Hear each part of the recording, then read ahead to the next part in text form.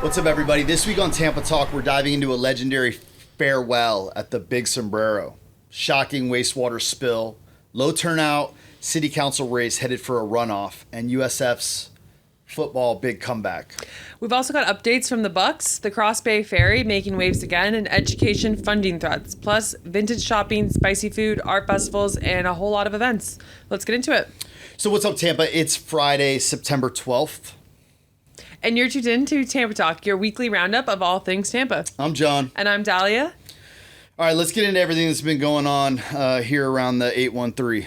Yeah, so in this week in the work, I'd like to chat a little bit about something I'm really excited about, which is the fact that the Homegrown Hillsborough Annual Conference, which will be our first annual conference. We've done summits in the past, but this will be our first ever conference. It's going to be a 3-day kind of thing. That's awesome. The first night, Tuesday, December 2nd, will be at Yingling Draft House, and it will kind of be like social registration, kind of getting everybody excited about day 2, which will be also at the Yingling Draft House.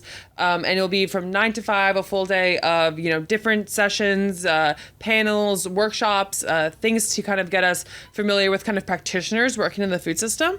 We'll have a specific emerging professionals tract to kind of highlight some of the work we've been doing to build professional capacity. And then on day 3, we'll be meeting over at Meacham Urban Farm for like a celebratory brunch, and then taking off onto some different field trips in the city. So I'm really excited about it. We've been working really hard on Homegrown Hillsborough the past 3 years, and kind of to see it come to this head now, and this kind of be the inaugural version of what is hopefully going to be every single year now. It's incredible. Yeah, I'm looking forward to it. It's a great location too. I was really excited Yingling Draft House was willing to work with us and make it happen there because, they're a food system stakeholder, and one that's been around as old as, the cigar, or right up there with the cigar factories and kind of everything we talk about in Tampa history. Have they been in Tampa that long? I think so. I think in the late 80s or early 1900s is when they came to Tampa. I think they were up in Pennsylvania, I want to say. Philadelphia. Yeah, Philadelphia, mid 1800s, and then they came to Tampa in 1902. I didn't realize they came down here that long ago. I think so. Don't quote me on that. We'll get some information and follow up with listeners. Maybe that'll be some week in history. Well, how about this week in Tampa history? Well, this week, we'll take it back to September 13th, 1998, and that was the last event ever held at Tampa Stadium. So better known as the Big Sombrero or Houlihan Stadium. Yeah, Houlihan's. Were you familiar with this? Yeah, everyone called it the Big Sombrero. Yeah? Yeah. The stadium served Tampa Bay for 31 years and went out in a uniquely 90s way. So the final kind of event there, a mutiny soccer match followed by a Goo Goo Dolls concert. So minor league soccer and Iris all in one night. Okay, what's the Iris reference? Is that a Goo Goo Doll? It's like, yeah. I'm familiar with the Goo Goo Dolls. I can't say I could name their songs off the top of my head.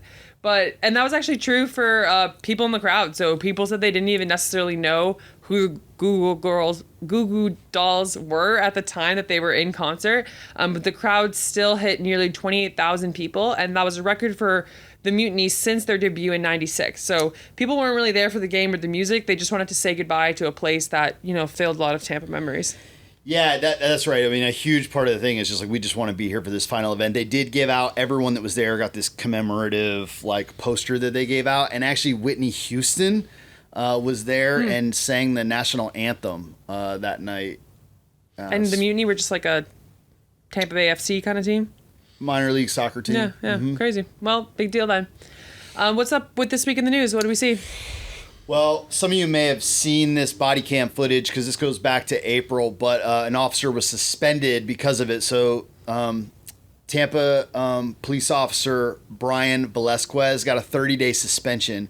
So there's this body cam footage of him chasing Charles Wilson to arrest, who had kind of was fleeing. And he jumped several fences, running into these dark yards. It was kind of...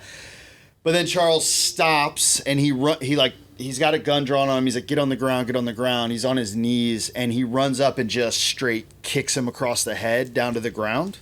And yeah, that was not a good move.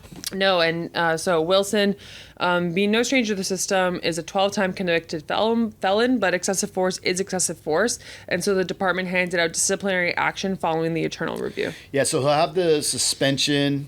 And then I believe he also has to go to some remedial training kind Yeah. of stuff, and then we'll see what goes on from there. And you know what? I would really love to see some of that preventative training for cops. I mean, something that's kind of different in at least the Toronto PD system is a lot of our police officers have college educations. And that's not like a requirement. Like they can become a police officer without it. But because it's just competitive, we have less jobs available in a large metropolitan city in a smaller country. And therefore, to be more competitive, a lot of cops go to school, and they go to school for things like criminology or psychology. Anyways, I'm not saying to create a barrier to entry to being a police officer, but a lot of that education and training on the front end can maybe prevent some of these things from happening on the back end, right? And then the reactive training. You know, this isn't in our notes for this week, but the city is trying to pass its fiscal year 26 budget right now. It's like a $1.9 billion budget. And there's almost $500 million, like close to $500,000 that are just like safety, which basically is like 2/3 of that is police, and then the other third is basically fire department type stuff. So it's fire and police. But it's almost a quarter of the entire city budget. And anyway, it just stood out to me. By the way, they just passed the first hearing, I think, last Wednesday. So it goes to city council to approve it. They did a first public hearing, passed it unanimously. And so this coming Wednesday night at like 5:01 p.m. at City Hall, if any of you are interested in paying attention to the city's budget that they're passing for this coming fiscal year, the second hearing, which will be the official final passing of that, will be Wednesday night. Yeah, and there's a lot that goes into that budget, and we'll actually talk a little bit about some allocations of county to city funds in this week's episode. But we'll chat a little bit first about wastewater in Hillsborough County. And so 32 million gallons. That's how much partially treated wastewater spilled at Hillsborough treatment plant just before Labor Day. Yeah, so that's not good news for the river, for anyone. So apparently someone dumped an industrial cleaner into the sewer system, spiking the pH level, like extremely spiking the pH level and binding the filtration system, which they use it's an organic filtration system. So spiking the pH really kills the plant's ability to process, and it actually shut it down for like 4 days. And for people who are asking, like, what is 32 million gallons of water? I think that's hard to picture. It's about 48 Olympic swimming pools worth of spill. And so county officials say they're investigating, and whatever was dumped should not have been in the drain to begin with. So the county's report to the Florida Department of Environmental Protection included environmental sampling that they're going to have underway to assess and quantify any potential environmental impacts. They said the site is up and running and they have no issues. The team is investigating all of this. They do expect to see a pretty large fine from the Department of Environmental Protection. Yeah. I actually was talking about these wastewater dumps in class the other day with my students because, you know, we keep hearing them happen. And then on top of that, we used to do this as practice. We used to just dump into our waterways, right? Like before we figured out filtration and all these things, our way of getting rid of waste was just to dump it in the water. And I'm talking like, you know, settling of our cities, right? 100 years ago. And I was basically speaking to Lake Ontario and the Great Lakes in general, where we built these cities around the lakes and then just dumped into these lakes. And so Lake Ontario, you couldn't swim in it up until like 10 years ago because they started to clean it about 20 years ago. So when I was a child, they started to clean the lake, where when I was growing up, you could just see dead fish floating all over the lake, and you weren't advised to swim in it. You weren't advised to eat any fish out of it. And then about 5 years ago, they said, okay, you're allowed to swim in it for like X number of hours, and you can eat one fish a year or something like that. I'm like, so just don't. So just don't. But anyways, it was just interesting to me to see, like, we continue to see this issue. It's also better than it was, but not good still. And it's really just complicated about how we manage waste in our city.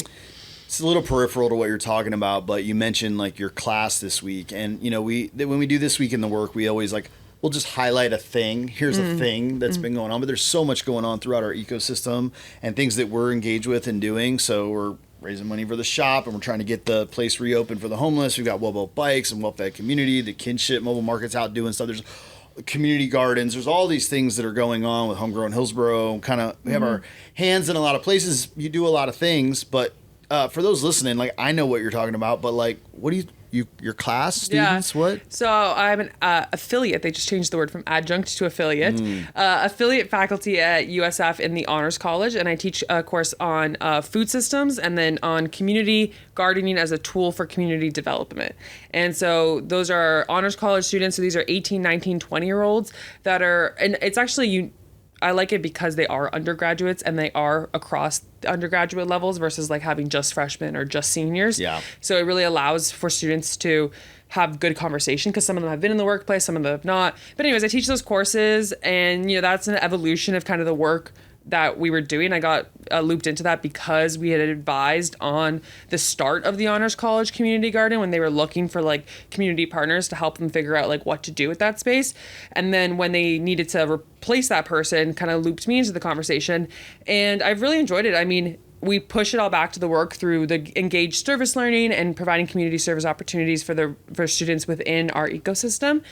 And, that's even kind of the evolution of like why we focus so much on emerging professionals with Homegrown Hillsborough. So something that I think when we talk about all the stuff we do, it's like you need to do it all to be truly community engaged, to really see like it matter and to see the work start to change, because when we're invested in all these different places, then like it is a systems approach because we're our arms are in so many different spaces versus if we just kept our heads down and just did community gardening. Don't get me wrong, that's valuable. Yep. But we may not get to these like wider solutions or build that professional capacity. So I love it. I love seeing students like brains go off. I love confusing them where I think they think I'm like very one way, and then surprising them and saying like I disagree totally with that, right? Mm-hmm. Because the more you know, the less you know.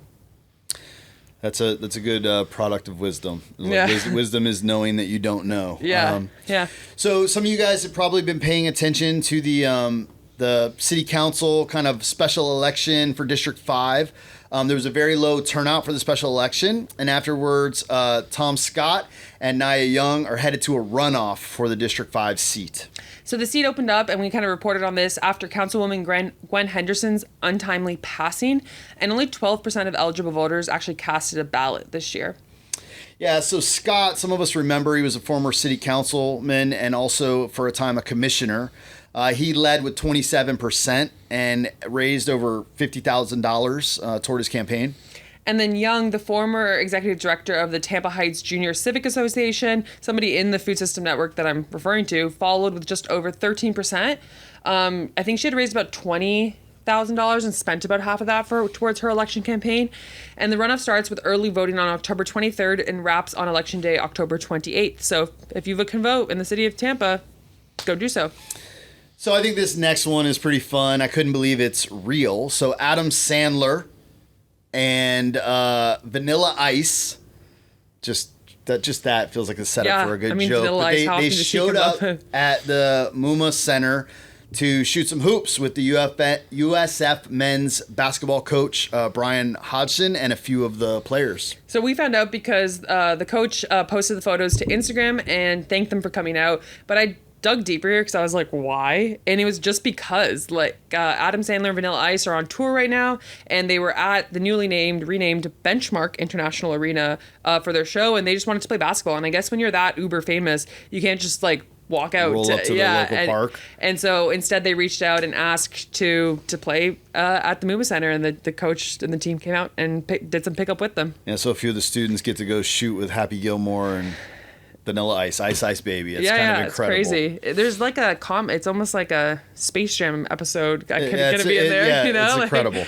And then other USF sports news, USF football was all over the news, and I feel like even in people's words this past weekend when the Bulls beat the Gators 18-6 and are now ranked 18 in the country, and this was pretty big news. First time in 7 years, USF's cracked the top 25. Campus pride is at an all-time high. And the first time they've ever beat the Gators, period, as well. I noticed more Bull pride. I went to a Costco the next day, and everybody was wearing USF gear, and that's never been my experience at Costco. So USF football is set to play Miami Hurricanes next week, and I guess everybody's wondering, can the Bulls do it again and take down another ranked team? It's incredible. So former USF football coach Jim Leavitt had charges of grand theft and battery dropped this week. He's been accused of grabbing his ex's Louis Vuitton purse and pushing a man during an altercation. So Leavitt, who helped launch USF's program and went 95 to 57 during his time there, is still set to be inducted into the USF Athletic Hall of Fame this October. So I guess the grand theft is because the Louis Vuitton bag is so expensive? Yeah. That's kind of crazy. Yeah. There were some charges, and it sounds like they came out and they're like, look, it was a big misunderstanding. Like, yeah, things got heated, we got carried away, yeah. Chill. And so they dropped the charges, yeah. and that is good news. Keeping to the theme of USF athletics, big changes are happening with Rob Higgins being named the first ever CEO of athletics for the university. Yeah, he's been running the Tampa Bay Sports Commission since 2004 and played a big role in hosting the Super Bowl. Yeah, so this the board said that this moment called for more than just a AD, so an athletic director. They wanted a CEO as they kind of embark on, this stadium that they're building and just really pushing in or like investing in USF athletics. I think that's a huge win for them. The Tampa Bay Sports Commission, that's a big deal. It is. Yeah. It is. In other news, the Cross Bay Ferry is back next month thanks to a $4.9 million grant from Hart to buy new high-speed vessels. It usually services about 80 to 100,000 riders a year, offering an alternative to traffic and giving downtown business a boost. I'm looking forward to getting on it this year. I've always wanted to, and I keep missing it. Yeah, and I mean, we reported not long ago, like, oh, it's gone, it's back. And, like, speaking of gone and back, there's, like, we've had a similar kind of news thing with the Rays and the Rays Stadium and the, but so there's been some developments. Yeah, so the Rays ownership deal, nearly final, is a new stadium site, but there's a new stadium site being floated. So we've talked about the Ybor location and now the Hillsborough Community College location. So right next to the Bucs stadium is up for consideration. Yeah, Commissioner Ken Hagan says Tampa will get first consideration. It's still early, but the discussions, they assure us, are real. Yeah, and I was listening to the news, and it was Pinellas people, and they were like, selfishly we want it here, but it doesn't look like it's happening. And selfishly we want it here, and it looks like it might happen. It's crazy how many iterations this conversation has taken over the last few years. But as the Trop sits without a roof on it. Yeah, right. So the Bucs started their 50th season with a 23-20 win over the Falcons, even with some of their key players out.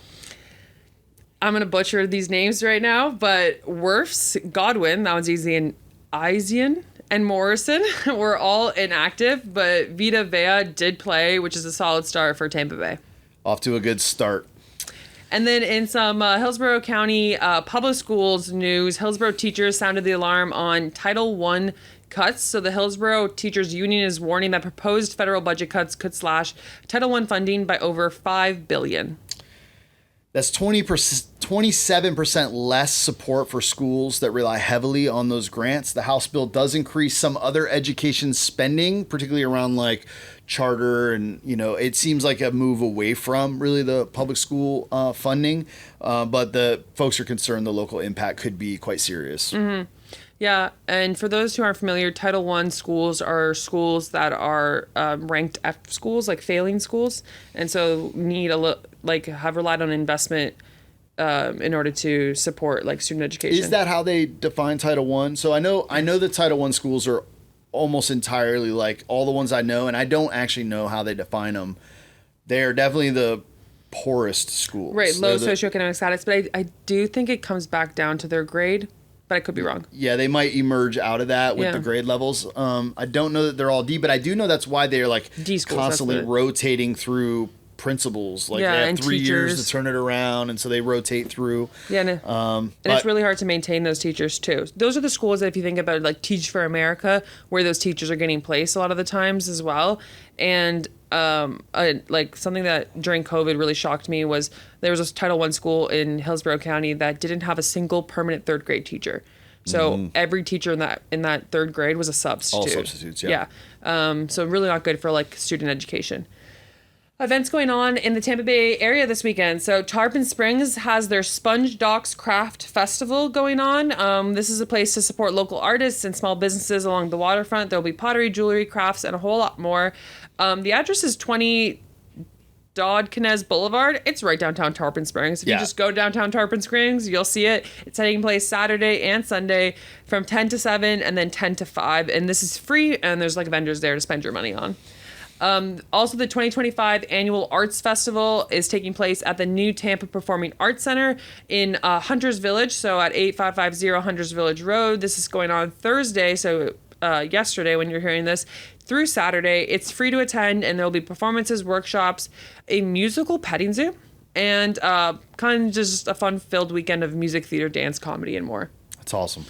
And then we have Totally Rad Vintage Fest taking place at the Florida State Fairgrounds Saturday from 10 to 5. There's a $10 entry fee and then a $12 parking fee. And this is a place to get some 80s and 90s fashion to retro home goods and collectibles. Some throwback stuff. Yep. And then, of course, we'll be out at Harvest Toe Park from 10:30 to 11:30 and the Ybor Street Community Garden from 10 to 12 if you'd like to join us out there. Awesome, guys. That's what we're talking about this week. Thank you so much for joining us. If you liked the episode, please do share it, rate it, leave comments. You can get to the podcast at tampatalk.xyz. And you can get the show and all the links in your inbox every Friday morning by subscribing to the newsletter, wordonthestreets.xyz. Until next time, y'all be good.